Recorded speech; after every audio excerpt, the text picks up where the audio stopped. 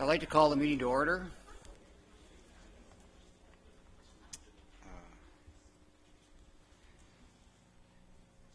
We've had no closed session, so are there any declarations of pecuniary interest? Councillor Redmond. Thank you, Chair Steeling. I would like to declare on item number 6 on the Community Services Summary of Recommendations on page 44 due to my employment at Habitat for Humanity. Thank you. Councillor Shantz. I have a conflict of interest that was part of the closed session regarding some work that my husband is doing.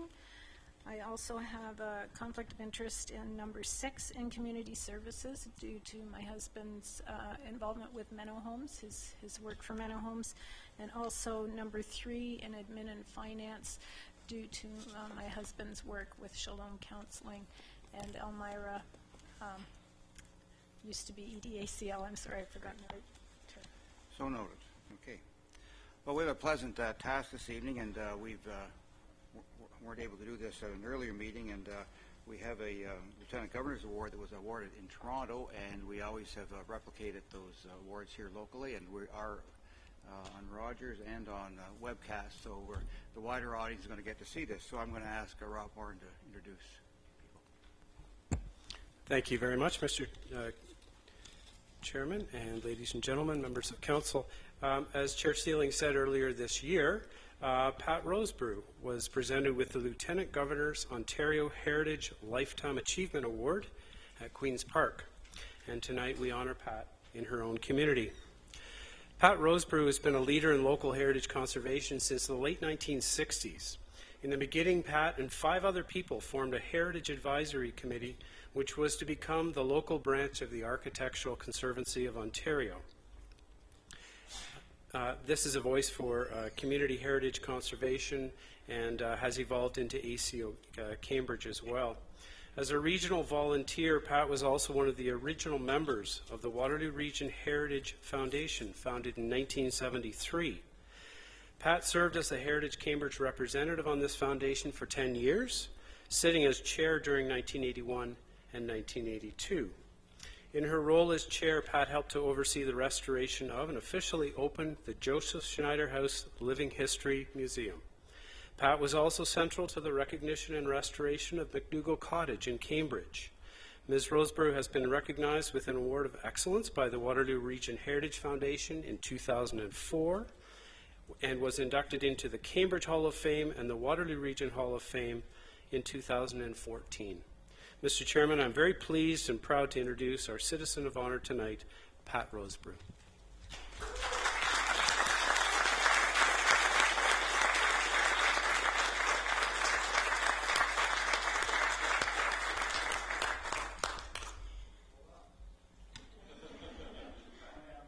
Hello, Ken. Are you going to say something now?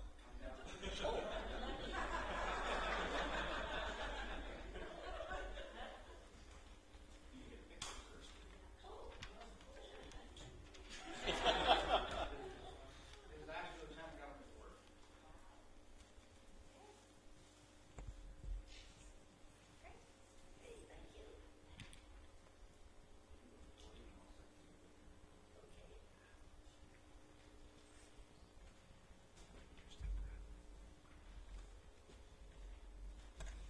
Well, I've got a chance now.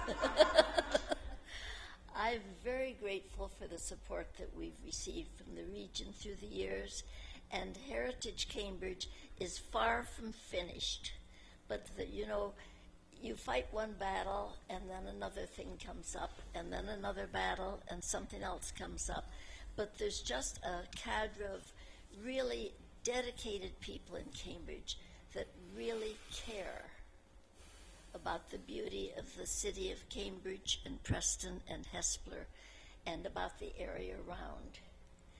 And, you know, I was advised by my family, now, don't get into a big discussion about things. This is an honor, and just receive it graciously. But I don't very often get an audience like this. And I just want you to know that there are things going on in Cambridge that give me a great deal of dismay. There are 2 at the moment that I'm very concerned about. One of them is a place that you probably have never seen, and most people in Cambridge haven't seen. It's a little tiny, I don't even know if it's big enough to be called a hamlet, but a little community outside of Hespeler called Black Bridge. And it is absolutely lovely. It's unspoiled completely. And there are lawns and pretty old houses, great big trees lining the streets. And there's a bridge, one of these old iron bridges that goes over the river. If you want to go there, you go to Hespeler and you turn right down Queen Street and keep going, and you come to this little community.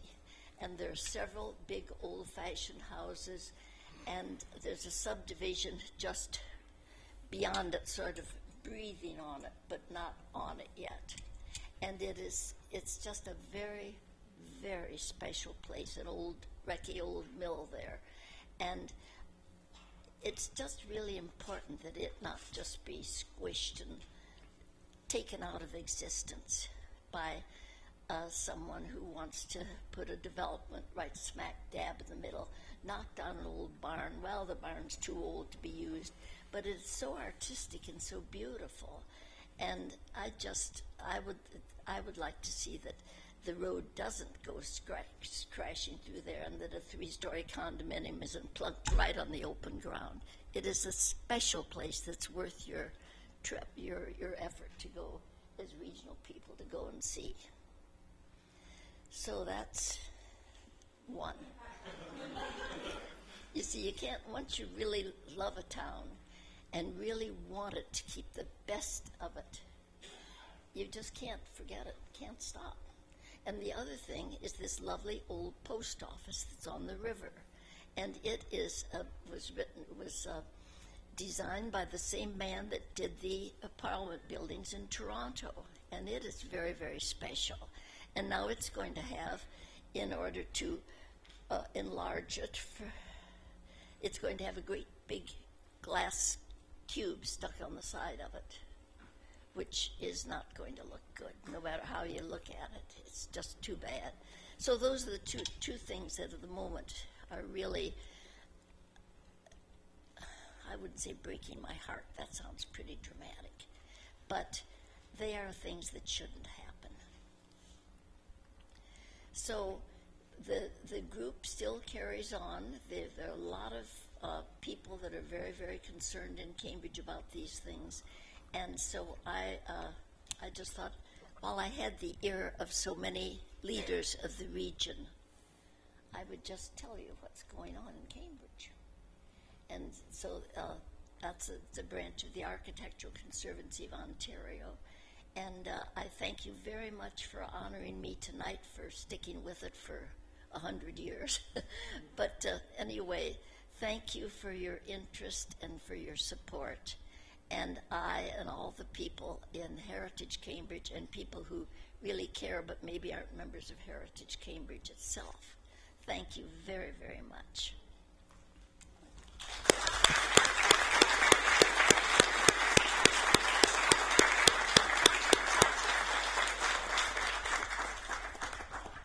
Well, thanks, Pat. We, in this region, right across the entire region, have had the benefit of many people who have had a strong commitment to heritage over the years, and your speech tonight was true to form, and shows your ongoing interest in what's happening in this region, and I'm pleased to see that you continue that interest, and thank you for all that you've done, and congratulations on the award from the Lieutenant Governor. Thank you. And please, if you want, the rest of your group wants to stay, please feel free to stay. Otherwise, we'll give you a minute or so if you want to, if some of you want to move along. And former Councillor Jean Hallboom's there, just to acknowledge her presence.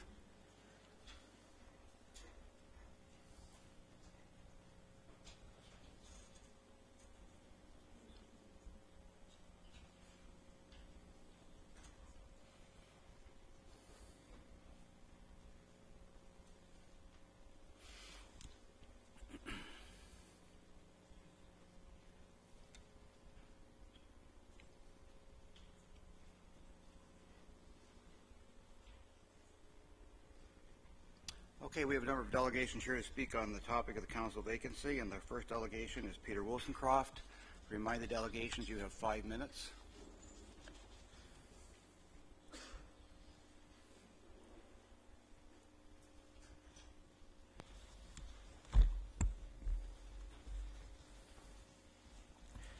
Thank you very much.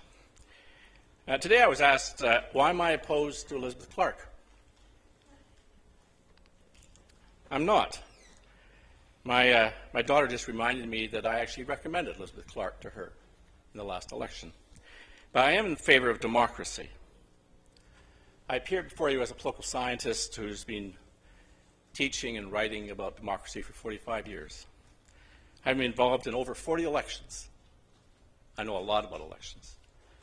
I want to strengthen our democracy, and you do so by holding a by-election. Only compelling reasons should lead you to support appointment, and there are none.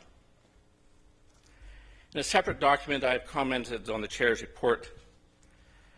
I argue the document makes dubious and contradictory claims, misrepresents the nature of the ballot, presents at best a tenuous interpretation of an election.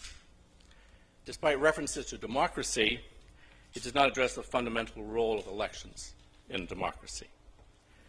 In the 80th anniversary of Magna Carta, we understand that the original fight between the King and Lords over money has evolved.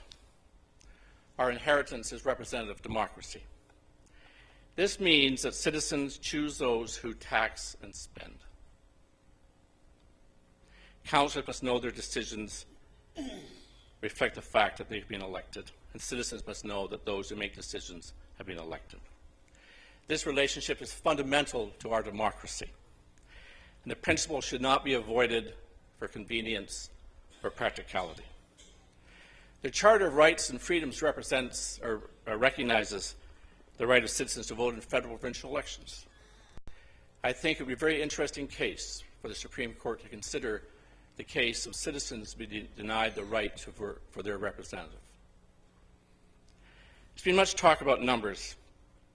The number of months since the last election, the cost of a by-election, the number of votes received by various candidates. Here are some numbers I believe are pertinent. Between now and the next election, the Regional Council will approve 3 budgets with a total expenditure close to $5 billion. Region's taxpayers will pay $1.5 billion. People argue that a by-election is expensive. Estimated costs for a by-election work out to 0.02% of the region's 3-year tax levy. Given these numbers, it's a bit rich for the too expensive people to argue that the election of a people's representative is too expensive. It's ironic that the argument in favor of appointment talks about how recent the last election was and doesn't talk about how far off the next election is. Over 39 months. That's a long time. It's also ironic. Appointment means that 11 non-Kitchener residents sitting on Regional Council decide who represents 225,000 Kitchener citizens. What principle of democracy warrants that? The staff report differentiates between federal and provincial elections on the one hand and municipal elections on the other. There are obvious differences, but all 3 have one thing in common. Their purpose is to choose some people over others. Thus, there are winners and losers. Competitive elections are the heartbeat of our democracy. There's no meaning in the understanding of competitive elections for near winners. To argue that a particular candidate should be appointed because he or she was close to the last place winner misses the point of the whole process. The ballot was not a ranked ballot, as being suggested. It doesn't rank preferences. People had 4 votes. They could cast 1, 2, 3, or 4. And the votes are added up, and you get some people who have more votes than others. That's the way it is.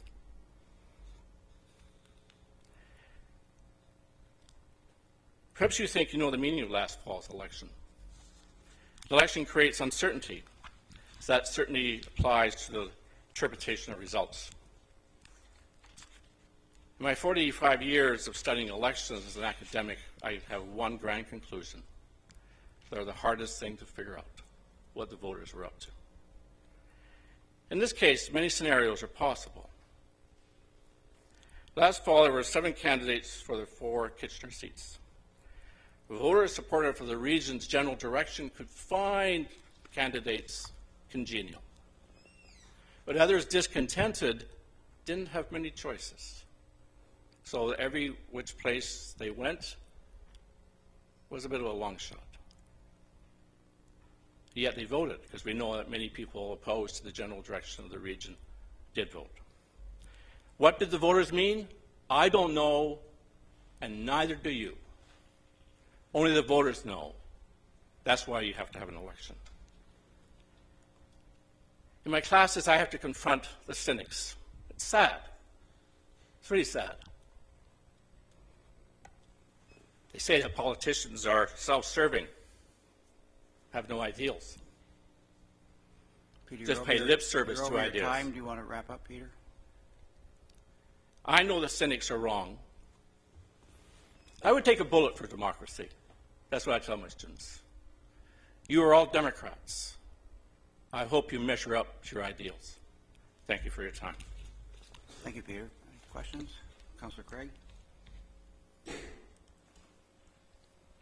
Well, thank you, Peter, and I appreciate the responses that you've sent in. If anything, it's enlarged and amplified the whole discussion.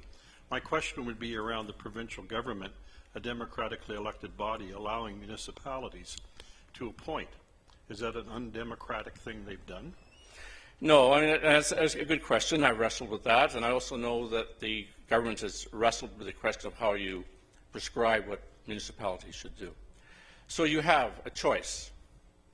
The fact that you have a choice does not make them equal, to my mind. Okay. Democracy trumps appointment. And if I may, Mr. Chair, just a follow-up question. You mentioned the scenario of a number of politicians here that don't live in Kitchener making a vote tonight. Yes. Do you call that undemocratic? Is that what you're suggesting? The difficulty saying it's undemocratic, though I do think not to have an election is anti-democratic. So what we're doing tonight is democratic. What I would say is that that it causes me a great deal of distress that people who are not being represented by the person who represents Kitchener are deciding who that person will be. So I'm prepared to debate and argue that it is undemocratic. You have the right to vote, so in that sense it's democratic. And the democratically elected government has determined you have a choice. It's anomalous, and it bothered me very much that the person who will represent Kitchener on regional council is in effect being chosen by people who are outside the city of Kitchener. That's more than anomaly, that's a big problem. If I may, just to conclude, Mr. Chairman, what about those decisions made on many other items here at Regional Council? Are they undemocratic then? If the City of Cambridge, as an example, doesn't like the way a vote goes? No, I sort of anticipated that, and I'll just simply say representation is the heart of our system. Elections are the heart of our system. It goes back to Magna Carta. And to put the question of representation along with all those other issues, I think is to confuse the issue. The question that you have before you, to my mind, is, are there good reasons to have an election, and are those good reasons exceeded or surpassed by good reasons, in quotation marks, to make an appointment? Thank you very much, sir. I appreciate it. Thank you very much, Peter. That's it. We're done? You're Okay. done. Larry Wetloff.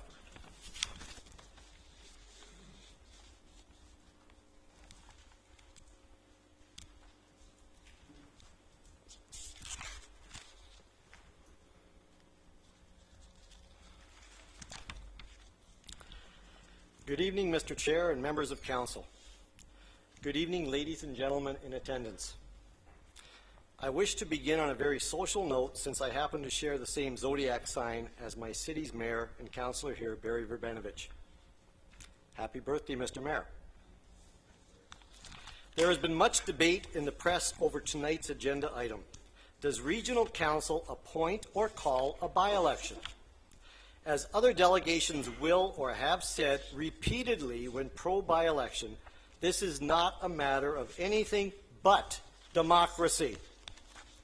What is the prohibitive cost of democracy, as CBC mentions when interviewing Chair Sealing?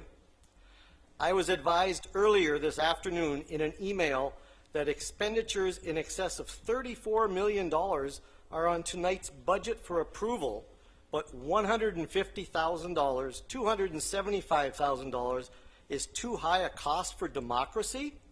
Tell that to all our military, our war veterans, and our war dead. Unfortunately, ladies and gentlemen of the public, it has a lot more to do with what you don't know nor see than what we naive voters believe. This council has, behind the scenes, without tacit approval definitely of the public, offered the position to Miss Elizabeth Clark. I have met Ms. Clark on one occasion and admit she appears likable, and I told her that this is not personal in any way. When speaking with her, I even offered her the best of luck in a by-election, but not in an appointment. Why am I here if the offer has already been made? To be honest, I like the quote made famous by Yogi Berra of the New York Yankees many years ago. It ain't over till the fat lady sings. Yes, our regional chair spoke with Ms. Clark. She was quoted on the Eric Drozd morning show on 570 News earlier today. Mr. Chair even asked if she was available to begin next Monday, or the date would not show on the agenda for tonight's meeting when posted by the region last week. Ms. Clark in the record recently was quoted as saying that voting would be democratic, but we live in the real world and not an ideal world. What is her definition, and that of our regional council, of democracy then? We only have democracy in the ideal world, but not in reality? I also understand that one councillor told an acquaintance of mine that this was already a done deal. So why are we having tonight's meeting with various delegations to present their opinions?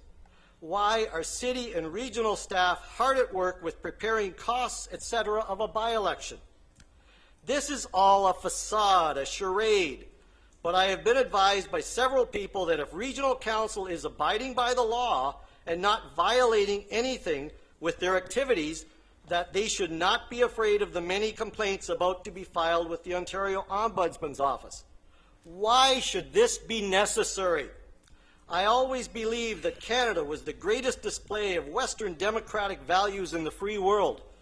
But if we have two-tier government in our region, and citizens of Cambridge and Waterloo and the townships are fearful of Kitchener dominating political decision-making, then how can any of you support the region's 11 non-Kitchener representatives dictating to Kitchener representatives and voters who our councillor will be, removing our right to vote for a choice?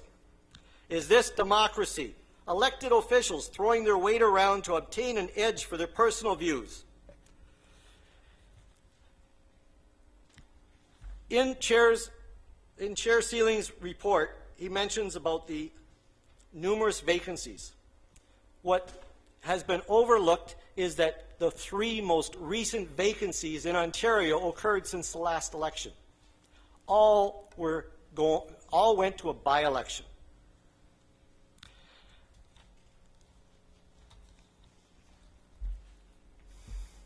Our politicians will not tell you what they think, dear tax-paying public and residents of Kitchener and Waterloo region, but they don't think you and I are politically wise enough to know what we're doing to elect a responsible politician unless we are re-electing them. I agree that the Municipal Act gives the Regional Council the legal right to choose today, but let me remind you of some history. As for what the law allows, let me close by saying, in a democracy, the people have the right to choose who their governing officials are. Rosa Parks would not stand by in an American world of segregation, even if whites dictated to blacks, and she stood up to the law which has now been changed. I believe it is time for the people, all of Kitchener, all of Waterloo region, to stand up to our local politicians, those who feel entitled to their offices because they have 18, 21, 24, or even 30 years in office. It is time for new blood, new ideas, and new passion. So let the people decide who that will be. Let us be heard.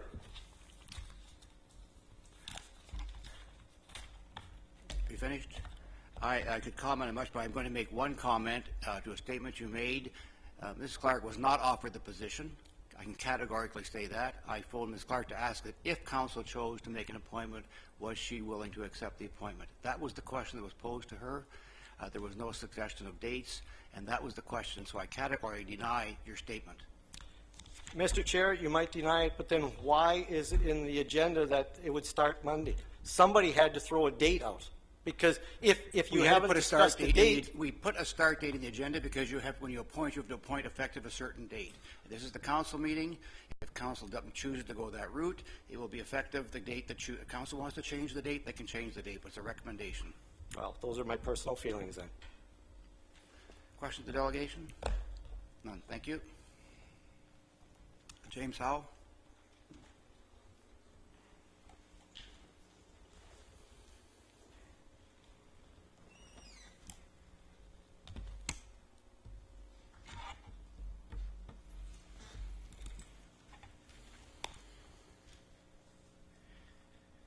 I love Canada, a strong, free, and democratic nation.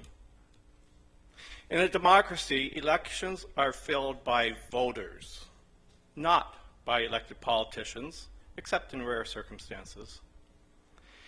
Despite the motion before you, your decision is not about whether Elizabeth Clark should be on regional council.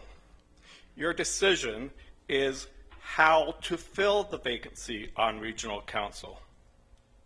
How to figure out who should represent the citizens of Kitchener. So before considering the motion to appoint, have a vote on whether to hold a by-election. For the record, I voted for Elizabeth Clark because I think she has what it takes to be a strong councillor. But should she be appointed? No. She should be elected, just as all of you were. Coming close in the last election is just not good enough. Unless perhaps you would make the same decision no matter who that candidate might be or think. A strong opponent of the LRT, perhaps. There is no consolation prize for being a runner-up. There's no implicit promise of getting a seat should one become available. Besides, that vote was a snapshot in time and is no longer relevant. We have no idea what the results might look like if Wayne Wetlaufer had not run or who would have been elected. We don't even know if there may have been other candidates step forward if a prominent former MPP was not a candidate. Rather than looking back at the last election, let's look forwards. There's about 3.5 years until the next election. That's far too long for an appointed councillor. Major decisions are being made on critical issues like how to replace our landfill and where to locate a biosolids facility.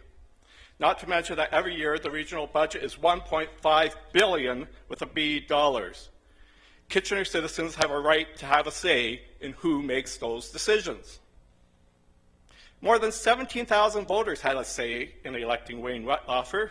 An appointment denies them a voice in choosing his replacement.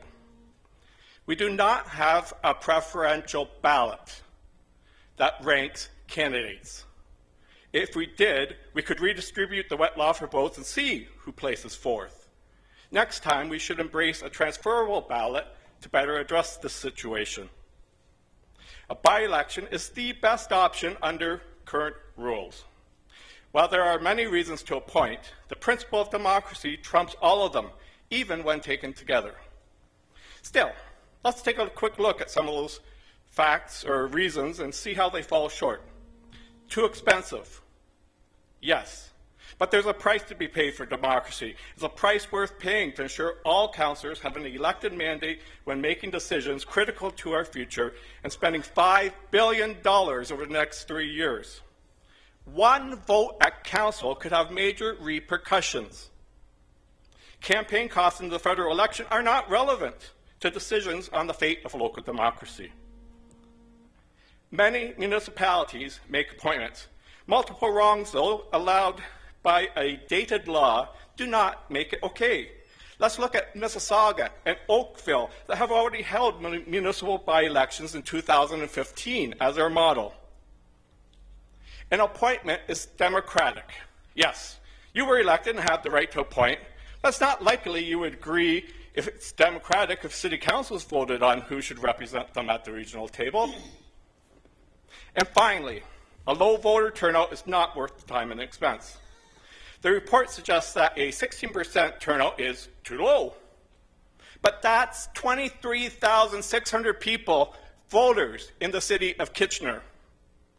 And if we had a 21% turnout like Mississauga or Oakville, that could be as many as 31,000 people in the city of Kitchener.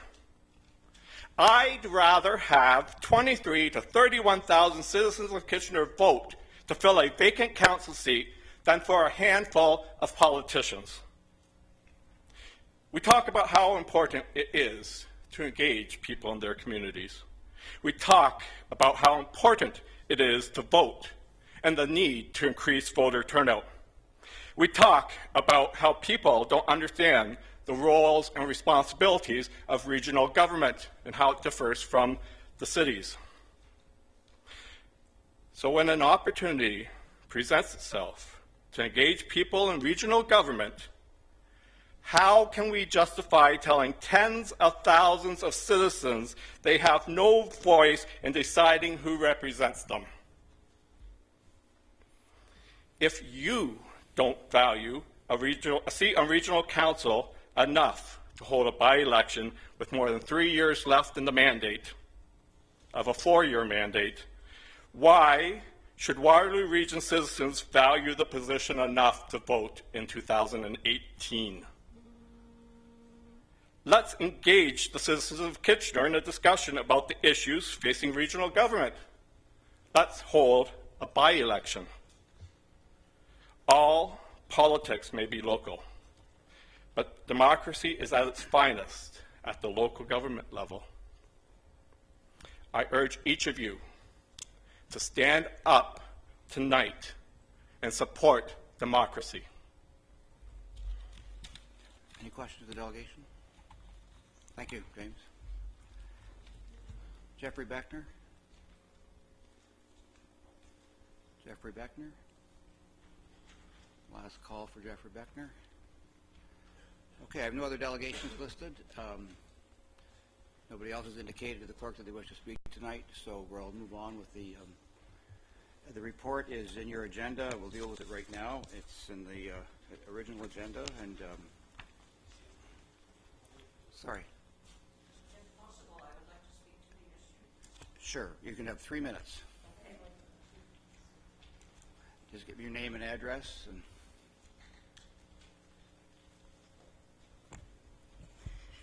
Chair Sealing and councillors. I am Eleanor Grant and I live in Waterloo. I apologize for not registering as a delegation. I think there are 3 powerful reasons in support of appointing Elizabeth Clark tonight. 1, we have a precedent in the form of the events of 1993-94, when Andrew Telegdy was elected MP and his seat was filled by appointing the runner-up, Mike Connolly. 2nd, if a by-election were called today, nominations would have to close by October 18th, a rather inconvenient date. It would mean all the people that are now running for federal office would be ineligible to declare. And it's very possible some of them might want to.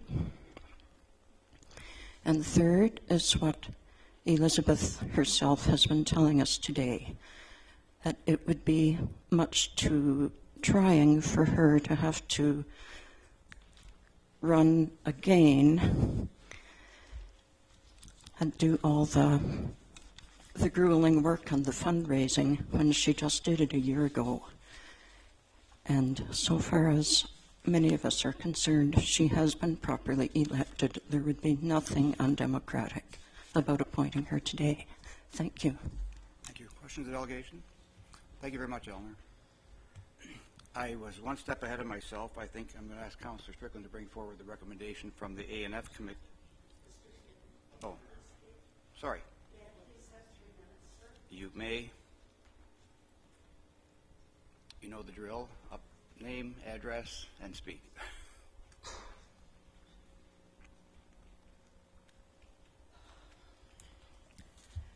Good evening. My name is Birgit Lingenberg, and I live in Kitchener. I'm very against poverty, and I'm very against the murder of poor women. And yes, $270,000 or $275,000 is a lot of money, but I truly believe in collaboration. I know some of you a little bit more than others, and from what I know, you all have collaborated on different issues. I've seen it. I've heard it from people. I believe in my heart that Elizabeth Clark does have a lot of great experience, a lot of super great education, and I think she would be a wonderful addition to your team. And I would like you to consider that when you make your decision tonight. It's not because I like her, it's because I see what she actually stands for in a world where poverty is increasing at a very quick rate. Thank you. Thank you, Bridget. Okay, I'm going to ask Councillor Strickland to bring forward the recommendation because we need to declare the vacancy first. Councillor Strickland. Yes, Mr. Chairman. At committee last week, we dealt with a resolution to officially declare the seat vacant, and I'll just read that resolution on page 47 of our agenda. Number 2, that the Council of the Regional Municipality of Waterloo declare the Regional Councillor Kitchener seat formerly held by Wayne Wetlaufer vacant in accordance with the Municipal Act 2001, and that the filling of the vacancy be referred to the August 19th, 2015 Regional Council meeting for a decision on the options presented in report PDL CAS-15-08. Is there a seconder? Councillor Foxton. Any discussion? Those in favor? Opposed? That's carried. And then on page 61 of the agenda is my report, my recommendation to council. As I indicated, this is my advice. One of my roles as regional chair is to provide advice to regional council, and this is my advice to regional council. Councillor Redmond. I'd be happy to move the motion to put on the floor. Councillor Galloway, seconding it. Okay, I will. I'm not going to debate the issue. I will sum up. I'm allowed from the chair to sum up at the end, so I will make comments at the very end, but I open the floor for discussion. Councillor Galloway. Well, thank you, Mr. Chairman.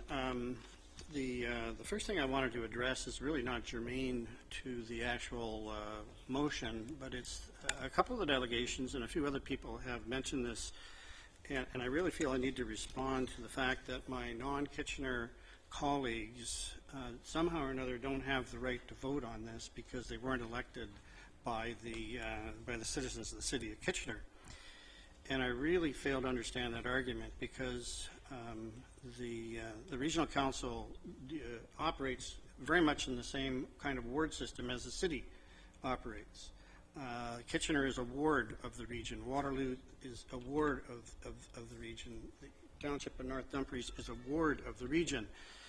To follow this through, if there was a vacancy on city council and you were to believe that in this particular case, non-Kitchener elected representatives should not be voting on this, then in a ward vacancy in the city of Kitchener, let's say, it would only be the mayor who could decide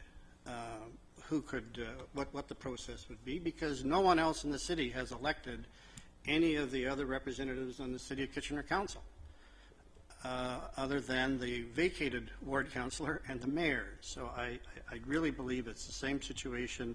Certainly in a city situation or a vacancy in a township, you would expect the entire council to vote on how that vacancy was going to be filled.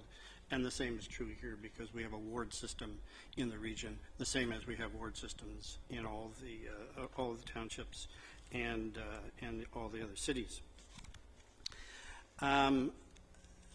I'm certainly going to support the recommendation. I was happy to second it. And I think you have to look at every case on its own merits. I don't think there's a one-size-fits-all for this kind of situation. We're told that 2/3 of all vacancies, municipal vacancies in the province of Ontario since the year 2000 have been filled by appointment, 1/3 filled by by-election. I'm not sure that's necessarily a standard we have to live up to. I don't believe that cost has anything to do with the decision that I'm making here today, or at least the opinion that I'm making. I also find it rather interesting the juxtaposition of a couple of academics, Dr. Wollstonecroft, representing the political science, the theoretical side, and then Gordon Nichols, who we've all received a letter from supporting appointment, who's a professor of mathematics and who has a different view when he does the math, so to speak. So you have the juxtaposition of the theoretical versus the practical. I just find that rather interesting. But the primary reasons that I want to support the chairman's recommendation are as follows. First of all, I was in this election last year, and I know that Elizabeth, and in fact everybody on that ballot, all 7 candidates on that ballot, did a very vigorous and energetic campaign. There was no candidate who was a fringe candidate who did nothing, as we can see in some other races. So everybody was a legitimate, bona fide candidate doing their best to get elected to council. And at the end of the night, the results were very close. And in fact, the 5th place finisher was less than 3% behind the 4th place finisher. And I believe that is a very strong reason. If that number had been considerably higher, I might not be speaking this way, but that to me is essential. I believe there's a certain element of fairness involved in what we're deciding here tonight. Is it truly fair to ask those individuals who wanted this position last October, who put in the time and the effort, and who did excellent jobs and came very, very close to have to do that again, given the time, the expense, the efforts involved in that, and we all know what that is. But on the other hand, to let people into the race, and I know there's different circumstances, but who weren't interested in this job last October, but all of a sudden have become interested, and probably for some good reasons. I'm also concerned about the by-election turnout.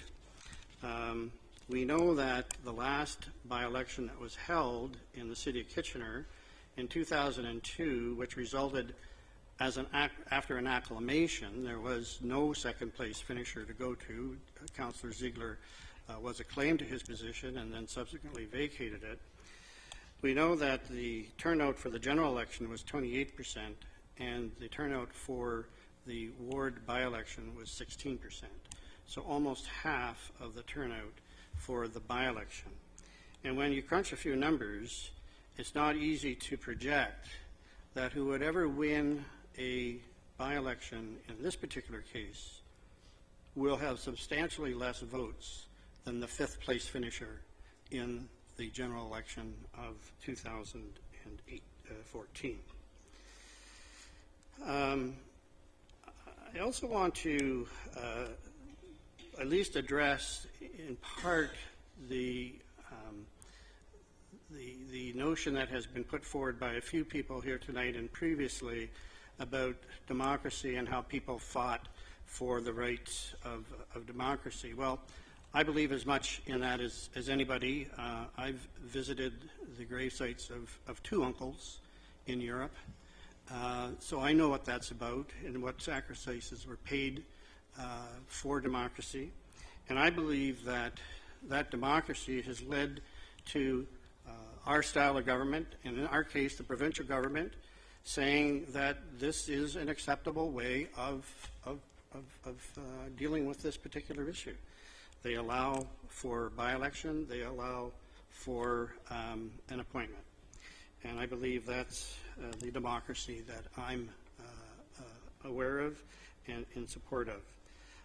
Again, I want to reiterate, I think each case has to be dealt with on its own merits.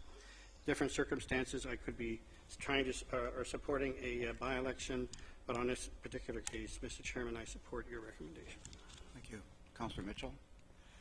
Yes, there will be a lot of people, and of course, Chairman Sealing will talk about many of the reasons that I agree that we should have an appointment. But I just wanted to talk, Eleanor talked about 1993, but I would like to talk about when Elizabeth Whitmer became the Member of Parliament, Provincial Parliament, many years ago when she was the head of the trustees of the Waterloo Region District School Board. And at that time, they decided to have an appointment. And it was actually quite similar. There were 3 people that ran, and the 4th person was very close, even though they'd run on their very first time. They were very close, and they decided, and at the time, after much discussion, they decided to have an appointment. And that person was me. So this is kind of personal. After that, for 10 years, I was reelected as a school trustee, and a couple of times I believe I topped the polls. And of course, for a number of years, I've also been elected as a regional councillor. So I do think that appointments work. Obviously, depending on the situation, you might want a by-election, and I totally understand what people are saying, but in my particular case, I will be voting for an appointment. Thank you. Councillor Strickland?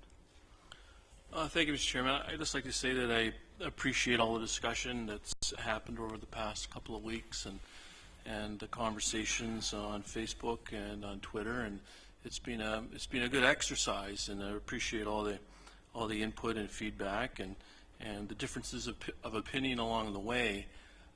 Democracy is not in jeopardy here. I think saying that we decide to make an appointment tonight is anti-democratic, I think is an overstatement. We had an election not so many as 8 months ago, duly elected officials, vacancies being declared. We followed the process as legal as defined by the Municipal Act, and we can appoint or have a by-election. And there's been a history in our very own community of appointing officials when required, and as referenced by Councillor Galloway, a long history of appointments across Ontario when vacancies are created at municipal levels and at trustee levels and so on. So we're keeping within the spirit of the Municipal Act and legalities of the province as duly elected officials do. So I think talking about anti-democratic is an overstatement. I also think that it's important to recognize, even if you look on the agenda this evening, about who has the validity to make a decision with respect to filling a seat in Kitchener. If you look at the agenda tonight, I mean, we're making decisions. I'm making decisions on Cambridge and Wilmot Township, and Cambridge are making decisions on Waterloo. I mean, that's how we do it here in the region of Waterloo. So I think that as an elected official for the region of Waterloo, I have every right to make a decision with respect to vacancy and appointment or by-election. That's how we do business, and our bylaws allow us to do the same. So we're acting within the constructs of the Municipal Act and the regional bylaws. So democracy isn't at threat here or in jeopardy by any means. I also think it's important to recognize the kind of practical approach that we've adopted for over 100 years in the region of Waterloo and in Waterloo County, a kind of prudent, common sense approach to decision making. And that's what I'm going to support tonight. The 5th place finisher was within a marginal distance of finishing 4th, had demonstrable support from many people in the city of Kitchener, and it makes sense, plain and simple, to appoint the 5th place person. And that's what I'm going to support this evening. Thank you. Councillor Redmond? Thank you, Mr. Chair. At the risk of repeating some of the things my colleagues have said, I would argue that this is democracy. And I've heard very passionate pleas on both sides of this debate, and that is what democracy is all about. But democracy at this level is a collective, and it's absolutely appropriate that everyone around this table have a say. I'm sad that some of the delegations have dipped into some hyperbole, which is difficult to take, and it's hard not to react to, and that saddens me, but I guess that may speak to their passion. This is nonpartisan politics, and there's lots of examples of by-elections and appointments. I have thought long and hard about this, and it seems to me that there are two times when I absolutely support appointment. One is when we're this close to a past election, and the other would be if we were within a few months of the next election. But I have to tell you, I also agree that it has to be done on a case-by-case basis. Elizabeth Clark applied for this job the same way the rest of us did. She filed her papers, she raised money, she got a team around her, she debated with the rest of us, and she put signs in the lawns. There probably are other very credible candidates out there that would now think that this might be a good opportunity to apply for this job. But Elizabeth Clark applied. She, I think, did a very fine job. And because of such a recent election result, I am absolutely in support of appointment. Thank you. Councilor Jaworski. I think each and every one of us looked into ourselves to try and find an answer here. And the word I really came up with was fairness, and trying to figure out a fair way to handle this. And the regional councillor election in Kitchener wasn't just one vote for one choice. Each and every person had 4 votes. And it's really hard to replicate that scenario now without having an election where we go for a full slate of 4 Kitchener councillors. And that just wouldn't be practical, and it wouldn't be fair. So I tried to look for similar examples where you actually have one person missing from a group. And, you know, with the Pan Am Games and the Olympics, you know, you really look at that. You know, at the end of the race, there's 3 medalists. And if the bronze medalist gets disqualified, they all move up one. They don't say, hey, we're going to rerun the race with just the last few people. They don't ask new people from the 400 meters to join the 100 meters. They say it's fair to just move things up. And when I look at that, it really is because it's fair to all. And I think no one doubts that the October election was democratic. I've heard no one doubt that. And it was fair. And if you look at the campaign, we have to remember the campaign was 10 months long. And here we are sitting for only into 9 months, less than 9 months into the term. So from a campaign perspective compared to how long we've been sitting, we're still within that short period of being less than that. And so for me, from a fairness perspective to all, I think this is the right recommendation. Thank you. Councillor Craig. Thank you, Mr. Chairman.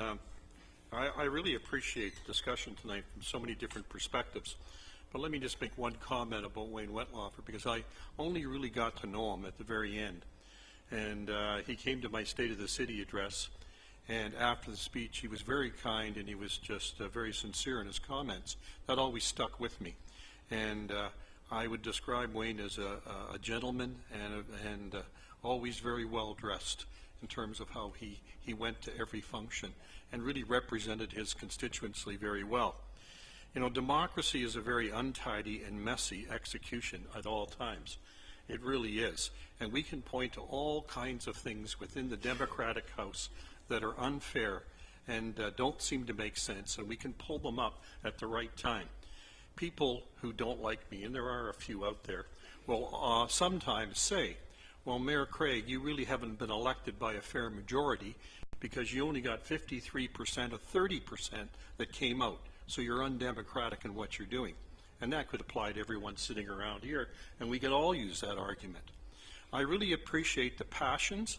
I appreciate Mr. Wollstonecroft's presentation and his passion and what he believes. But I've sat on council for close to 35 years. I've sat on council with 5 veterans who on 3 occasions went the route of appointment in Cambridge. And I want to make that very clear. This is not about the World War II veterans and what they believe and what we all believe.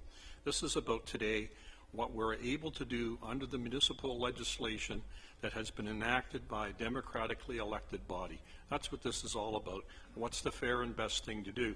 What I try to do is I try to listen to people, especially people in the Kitchener community and Kitchener representatives, and I've done that. I didn't make a decision easily, but I've made the decision and I'll be supporting the appointment tonight. Thank you. Councillor Lorentz.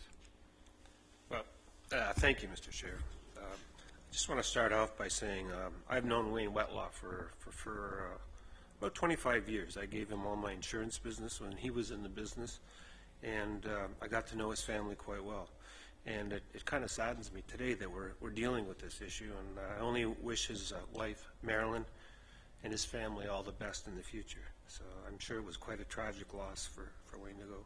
So yeah, he used to razz me all the time about not wearing a tie when he did. And I mean, that was okay. But we traveled together. We did lots of different things together. We belonged to some of the same associations, and I didn't always agree with his politics, and he didn't always agree with mine. But that's what friends do. They don't have to agree on everything. So I find the discussion here very interesting tonight because you know, when people talk about we're letting democracy slide, and our forefathers who fought for democracy would be somewhat surprised or saddened by that. And you know, both of my parents fought during World War II. They were both in the Canadian Army, and you know, my dad basically was my only person that helped me on my first campaign. So he believed in democracy, and so do I. I think the one thing that we really don't seem to be pushing forward is we're creatures of the province of Ontario. You know, the province of Ontario dictates how municipalities operate. And the Municipal Act states quite clearly that municipal councils across Ontario have the opportunity to either appoint or hold a by-election. And you know, that's one of the things in the Municipal Act that I really thought was progressive. And I don't know what party, if it was a Liberal or a Progressive Conservative, whoever. In fact, we all got a notice from our local MPP Conservative telling us what we should do, and my answer to him was, must be a really slow day at Queen's Park. But I like the latitude that it gives us, and it certainly gives us options. And you know, every municipality is different. I just came back from AMO. We spent a day meeting with some of the ministers from the province, and you know, you talk to all these people that are from all these small municipalities, and there are hundreds of them, and everybody's different. So I think when you're given that kind of latitude, where you can make the decision, and it's based on what fits for you, I think appointing Elizabeth Clark is the right move to make. I didn't know Elizabeth really well before the campaign. I thought she did an excellent job. She ran a great campaign. She invested, along with everybody else that ran on that campaign, while everybody else stood by and either criticized or, you know, didn't want to get involved. And it takes an awful lot of guts to step up and put your name forward and everything else that goes with it. So I give everyone that ran during the last municipal election an awful lot of credit. You know, I think we have a lot of things on our plate for the next 3 years. LRT, biosolids, garbage contracts, the transit hub, all of these huge issues that are coming forward. And we need to make some tough decisions, and I guess people could say tonight is a tough decision. I don't view it that way. But I really do think having a by-election would be a huge distraction for this council and for the residents of our community, and also confusing. So, you know, my way of looking at this, and my measuring stick is, I listen to people in the community. I talk to my friends. I get an awful lot of emails. And the common theme through all of it was use some common sense and appoint the next person. They were very close in the results, and they should get that appointment. And you know what? I agree with that. So I'm prepared to support the recommendation, Mr. Chairman. Thank you. Councillor Kiefer?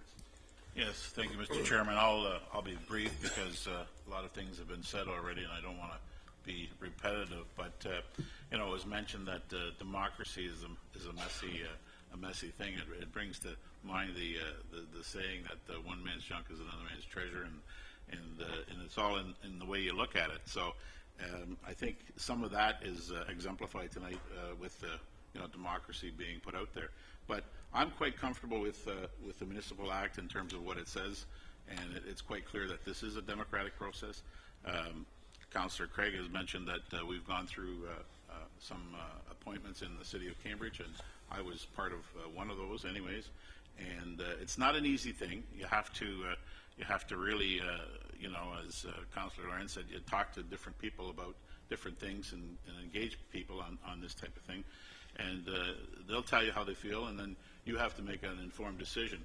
And I feel that, you know, the word fairness was used earlier, and I think, you know, everybody around this horseshoe believes in democracy and believes in fairness, and I'm quite comfortable in the recommendation. I will be supporting it, Mr. Chairman. Thank you. Councillor Armstrong. Well, a lot has been said. I personally don't consider myself a politician, especially since it was used like it was a four-letter word during one of the presentations. That's what a politician is.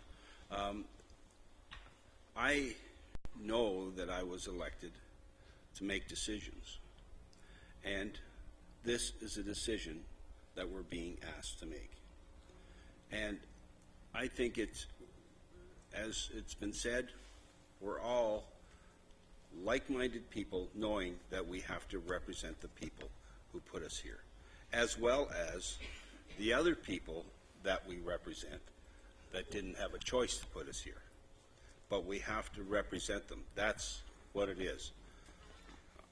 If people come out to Wilmot, they know what I'm doing. But when people come to the Waterloo region, they know that I represent Waterloo region. Because like I always say, I said Waterloo region is the center of the universe. I just back that up with the fact that Wilmot's the epicenter. But we have to realize that this is a democratic process. And part of the democratic process is that the people got to choose the people who make decisions on their behalf. And that's what we're doing here. I mean, you talk about the service. Both my parents were in the service as well. My father was back and forth across the North Atlantic several occasions. I served. I spent 4 years on a destroyer. So I know why I'm here and why I have the right to do what I'm doing. And I appreciate the fact that I can do this because the people have asked me to do it. And with that, I don't know Elizabeth, but see the figures. I see that she obviously worked very hard and wanted the job. So I think, and others have told me that they think that she will do a good job. That's what we operate on, is information given to us. And we accept it, we take it in, and then we make a decision. And I will be supporting the recommendation. Thank you. Thank you. Councillor Vanovic. Thank you, Chair Sealing. And like many of you around the Horseshoe, I too have been appreciative of all the feedback, comments that we've received from people on both sides of the argument. And like all of them, regardless of which side they were on, I too share in those values and principles of democracy that they share. In fact, they're near and dear to my heart because it's the reason my parents left communist Yugoslavia in 1969 in pursuit of a country where they could engage in democracy, and they have voted in every election they could since then, as have I. I say this because it's through this foundation that I looked at this issue. And in looking at it, I considered the pros and cons of the many arguments made by residents on both sides of the argument. Having done that, I don't see this as a black and white issue, as some. In fact, I could easily argue both options passionately and be satisfied with either conclusion. In this instance, however, I've considered all of the compelling information presented, including comments around this horseshoe this evening, and when I couple that with the legislative choices provided to us as a council through the Municipal Act, in this instance, I've concluded, as I did admittedly in 1997, when we appointed Councillor Karen Taylor Harrison to fill Councillor Karen Redmond's vacancy on City Council, I've concluded that the appropriate choice is the recommendation that's before us, and so I too will be supporting appointing Elizabeth Clark this evening. Thank you. Councillor Jowett. Thank you, Chair Sealing. So I did find this a difficult issue at first, and certainly because I had to go back to the actual bylaws and confirm exactly what was suggested. And I do believe that people who spent a lot of time creating those bylaws wanted to create options in case-by-case situations. And when I've sat on many private boards, what I have found is they run their boards a little differently. Obviously, I'm speaking of business, and they do things like they create opportunities through skill metrics board appointments. And so I tried to look at a business perspective here because everybody's sort of gathered information from so many other perspectives. And I think we have the opportunity to engage skill here that would only help this board or this body of individuals who have got a lot of transformation in front of us. And I look forward to the skill set that I believe that this candidate brings to the table that would support some of the things that we have to get through very, very soon, like our homelessness issues, our out of the cold challenges. There's a myriad of issues that I know Elizabeth is passionate about and brings a lot of knowledge to. So I just thought I would try and put maybe a little bit different kind of information out there that helps me understand how I was moving forward, and I will be supporting this appointment. Thank you.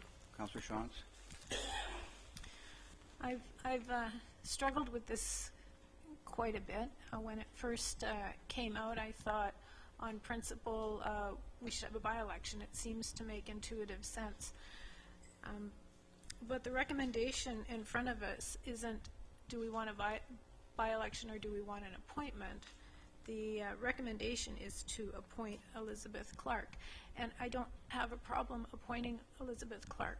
She was very close to Councillor Lawrence in the election, and sorry, to the fourth place candidate. I'm looking at names. You just blew my whole concentration. She was very close to the fourth place candidate in the election. And she comes with very good credentials. We do have the right to appoint, and that is our democratic right. And so I think, although in principle I would generally say a by-election would be a good thing, because this was so close and for some of the reasons given around the horseshoe today, that I will support the recommendation. Thank you. Well, that's the last of the speakers. I just want to make some very brief comments, and they will be very brief because everybody said all the things. You've read my recommendation, my report, and I just want to finish off the discussion by saying that over the last few 2 or 3 weeks and last few days, I've had numerous calls and emails from people, by far the majority supporting an appointment. But I did receive a phone call today in which I was asked to convey a message to Regional Council, and that was from Wayne's immediate family. And Wayne's immediate family said, would you please tell Regional Council that the immediate family supports whatever decision Council makes.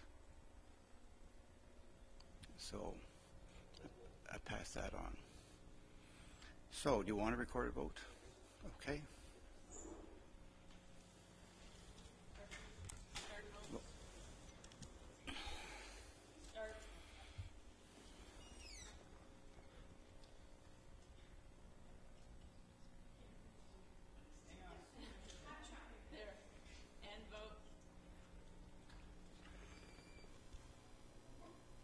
And the vote's unanimous. Congratulations, Elizabeth, and welcome to Regional Council.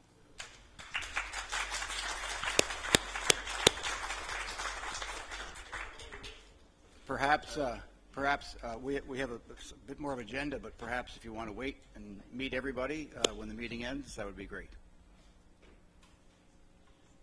Okay. I'm not sure if speeches are appropriate this time or not, but you'll have an opportunity at your first meeting to say a few words. Okay? Okay. Let's move on through the agenda. So we have minutes of I have no other delegations and no other topics. So I have minutes of previous meetings. Councillor Strickland wanted to make some amendments. Oh, sorry.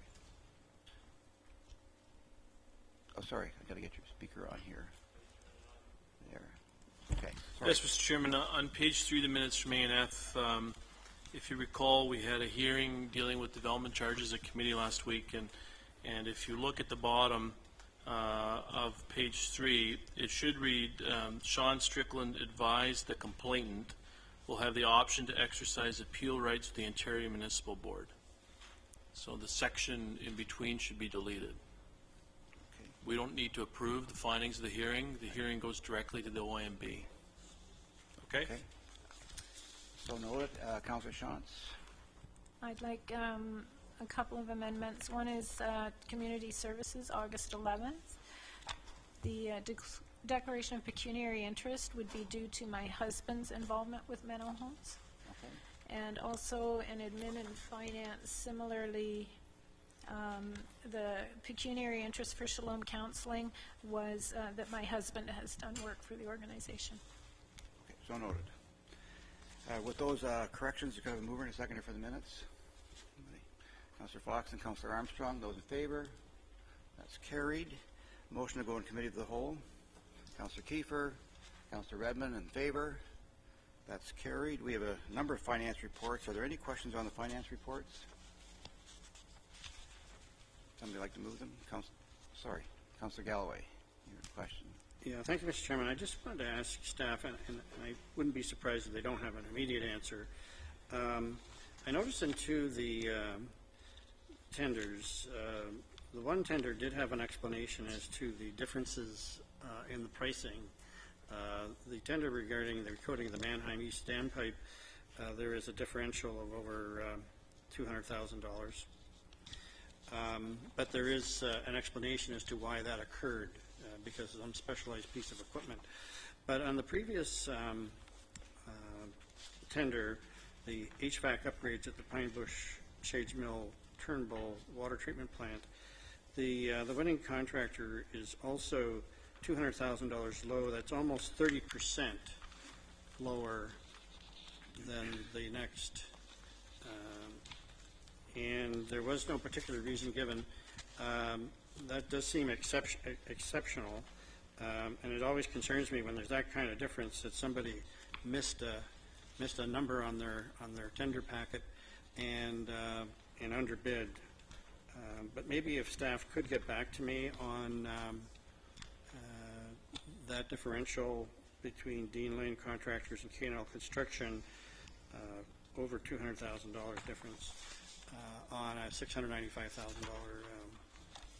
contract. Certainly, Mr. Chair, we can provide that information. Okay. So are you moving the finance reports then? Is there a seconder? Councillor Jowett, any further questions? Those in favor? Opposed? That's carried. Community Services. Who did that? Councillor, sorry, get your speaker here. Thank you, Mr. Chair. There are 7 items, and I'll move them. Seconder? Councillor Urbanovic. Further discussion or questions? In favor? Opposed? That's carried. Administration and Finance. Councillor Strickland. Yes, Mr. Chairman, following along the change to the minutes that we just approved a few moments ago, on page 47, we need to delete the first recommendation. Just with respect to the development charges hearing. The hearing is its own entity and proceeding and does not need to be approved by original council. So deleting number 1 and moving 3 through 9. Okay, and I will take item 3 separately then. Okay. Seconder? Councillor Fox. Any questions then? I'll take item 3 first. Those in favor? Opposed? That's carried. To the balance of the report, those in favor? Opposed? That's carried. Planning and Works, Councillor Galloway. Thank you, Mr. Chairman. Pleased to move the 15 recommendations from the Planning and Works Committee. Okay. Is there a seconder? Councillor Kiefer. Any questions on those? Seeing none, those in favor? Opposed? That's carried.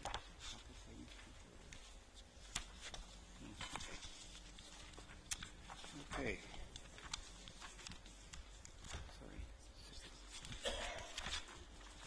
Oh. I think there was an additional one on the consolidated agenda. Item 3. Page 60C on the consolidated. Care to move those as well? So, Mr. Chairman, I'll move the additional 3 Planning Works Committee recommendations from the consolidated. Seconder, Councillor Kiefer then. Further questions on those? In favor? Opposed? That's carried.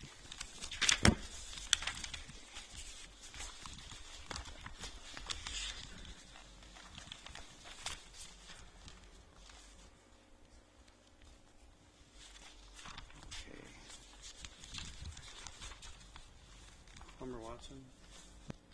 Okay. And there are just two memos there. There's another, one other memo there on the curbside bid collection for information. We've already dealt with the regional chairs report. There's a schedule of council committee meetings for next year, and I just draw your attention to the one addition to that, and that is to schedule one extra meeting in January as the budget meeting. If you hadn't noticed that, hopefully there's no problem with doing that. So that would be on January 13th rather than going to the 20th. And that's the only substantive change from the cycle. We're adding one meeting.